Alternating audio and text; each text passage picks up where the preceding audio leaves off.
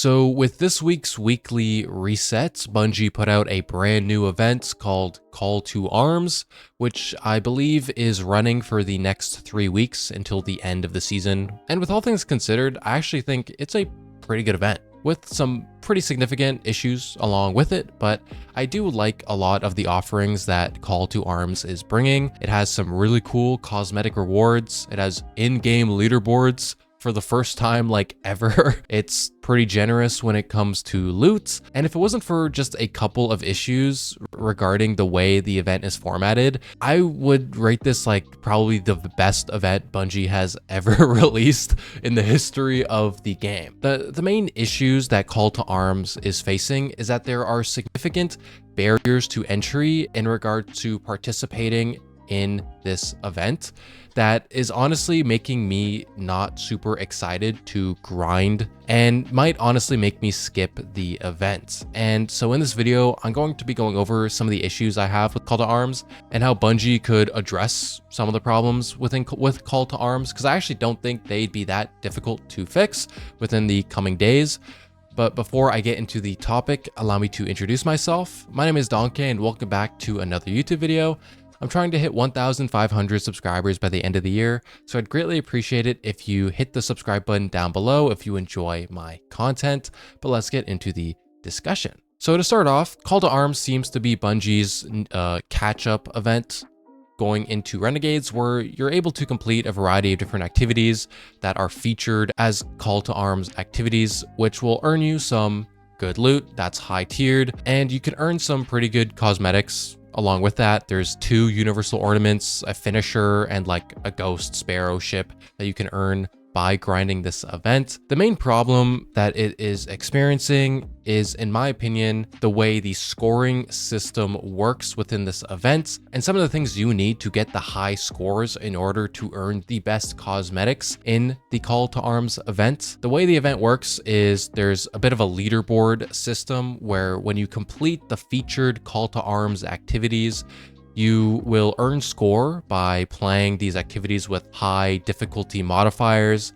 And if you are within the top 10% score range at the end of the event, you will earn some cool cosmetics, primarily a universal helmet ornament. But the problem with getting high scores in this event is it requires you to be max light level in order to earn the best possible score. And honestly, that kind of sucks. I know it's been a while since Bungie put out the update, which made power leveling a lot easier by making the jumps in power with each drop higher, as well as making the bonus engrams on each activity drop powerful gear. But, you know, I haven't hit max level yet. I'm around level 500. Honestly, I feel like it's a bit of a silly decision by Bungie to make it so you need to hit max level in order to do the best within this event. I understand rewarding the time of the players who did grind to max level before this event came out as a bit of a reward or a head start in this event. But what kind of sucks for all the other players is you're at a significant disadvantage when it comes to earning these cosmetics. And, you know, maybe I sound like a bit of a sore loser for not grinding up to level 550. I feel like at a time when community sentiment is so low, when player numbers are so low, when so many players in the game have quit because of the very sluggish, boring power grind, requiring you to be max level to get the most out of this catch-up event is a little bit silly, and I feel like a little bit contradictory to what the spirit of the event is supposed to be. If you're supposed to catch up to, you know, because you've taken a break from the game and you're hopping on to earn the loot that you've missed over the past couple of months, I feel like it should be beneficial to everybody, even if they didn't grind to max power level. Because to me, I have absolutely no interest in grinding up those last 50 power levels because I just don't care. I get tier 5s, I get all the loot I could ever want at the power level I am right now. The only reason to get to 550 is just to brag about it, which who really cares if you're max light level? The reward of these cosmetics, right, of the helmet, of the shader or whatever, for being at a high score, it doesn't motivate me enough to go through this very sluggish power grind, right? I don't care enough about the cosmetics for me to care about grinding to max level. And so as a result, I'm not super interested in participating in this event and competing to get top 10% because I'll just have to work harder. I don't want to play every single featured activity with like 20 different negative modifiers just to get a silly helmet ornament. And that brings me into another issue I have with the event. On top of needing to be max light level in order to get max score on these activities, you also have to load into, each activities like Salt Mine, the Coil, Heliostat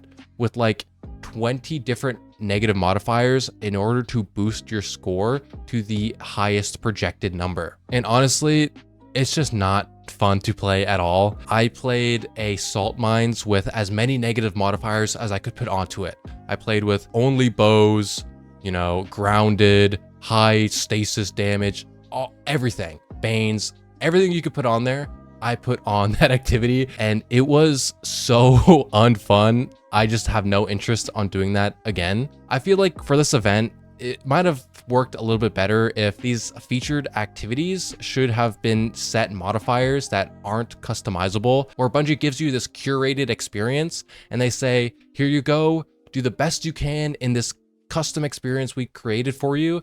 And if you do the best, then you get high score and you get rewarded for it. But now the meta is just to load in with a pre-made fire team, load on with 20 different negative modifiers, and complete it that way, which to me is significantly less fun than just completing an activity with set negative modifiers on it, where I don't have to interact with the whole portal system of playing with match game while being locked loadouts, while having Banes that, melt me from across the map just to get max score. It's not very fun. I would rather just have pre-made, preset activities that you just go into, do the best you can to get max score, and then maybe every day or every week, the activities change out.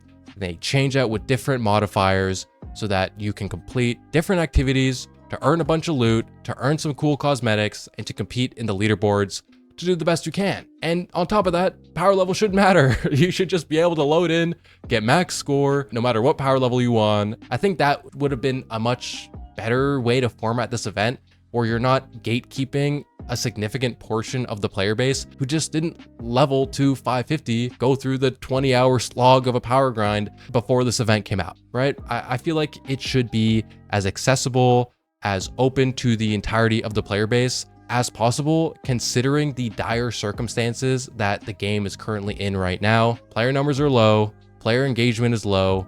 This catch-up event should be for everybody to earn some cool loot and some cool cosmetics. And honestly, I don't think this is this difficult for Bungie to potentially address in the next couple of days or maybe even next week, where Bungie could release an update where they make it so power level doesn't matter in order to earn max score, which would be extremely helpful in terms of engagement in this event, and especially my interest in this event, because as of right now, because you need to be max level to earn max score, I am just simply not interested. There's also some other breaking news in the world of Bungie and Destiny right now that I'm going to cover in a video tomorrow, especially the Sony valuation of Bungie, how Bungie is now valued less than what they were bought for. That's new information that just came out that I'll cover tomorrow in another video, so look out for that.